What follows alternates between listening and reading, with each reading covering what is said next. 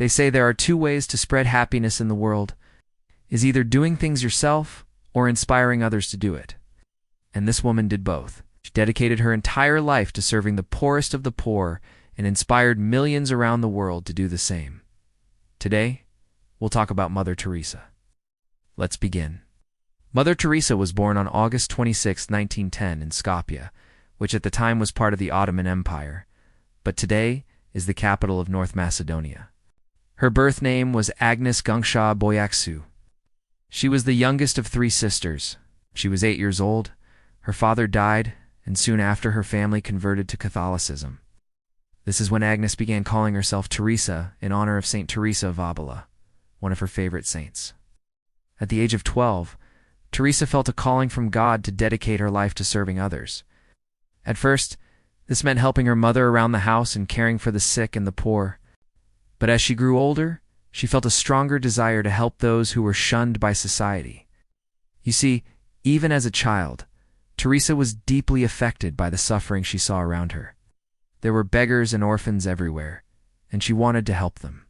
She told her mother, "I don't want to be a nun. I want to go to the poorest people in the slums." Her mother, however, wanted her to focus on her education. She believed that if Teresa finished school, then she would have more options in life and would not have to worry about becoming a servant or marrying a stranger. So Teresa agreed to stay in school, but also took secret vows to serve the Lord in whatever way she could. When she was 18 years old, Teresa completed high school and enrolled in a teacher training program.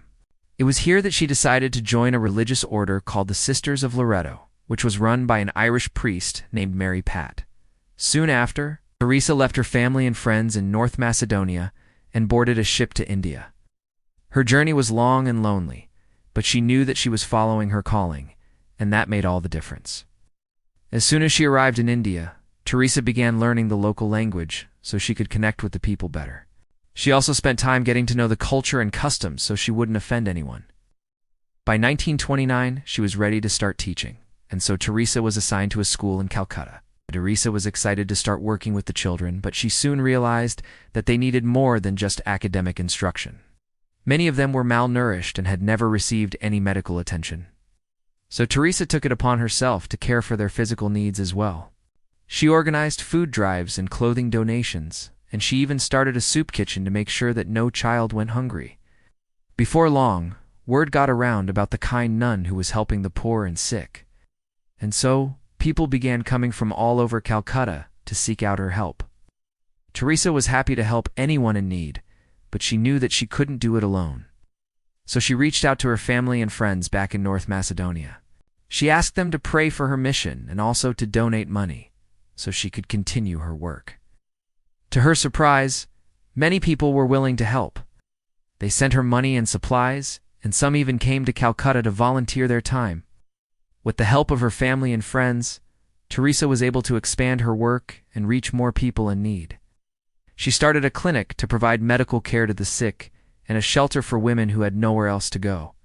But despite all the good she was doing, Teresa knew that she wasn't making a lasting impact.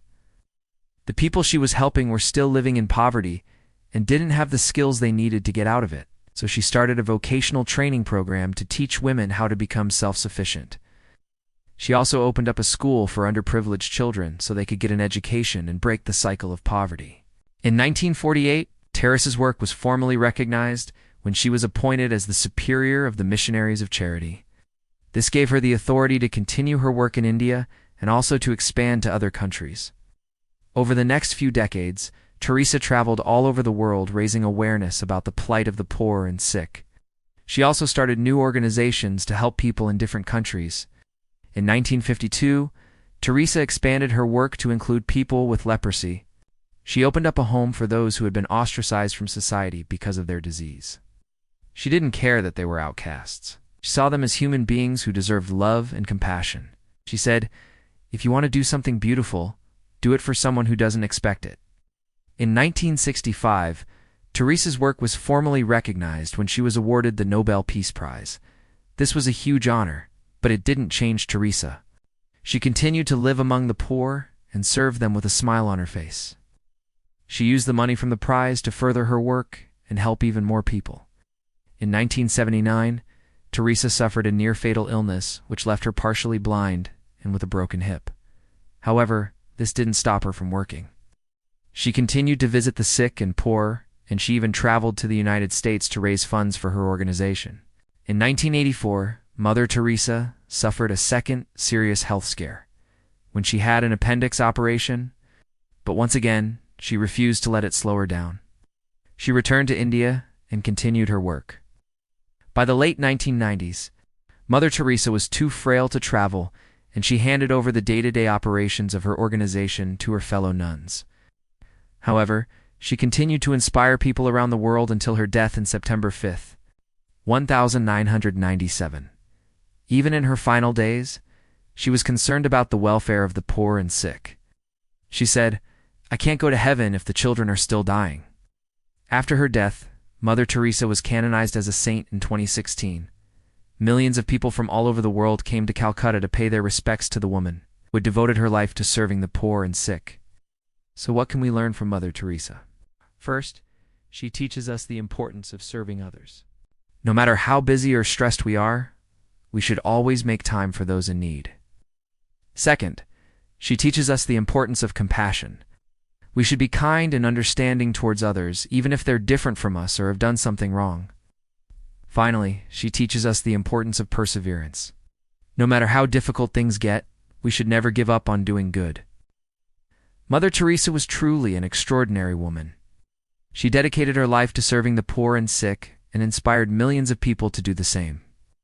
If you want to make a difference in the world, then follow in her footsteps. Be kind, be compassionate, and never give up. Mother Teresa remains an inspiration to all of us, showing us that one person with a pure heart can bring immense change into the world. Her legacy continues to touch the lives of millions, reminding us that we all have the capacity to be extraordinary.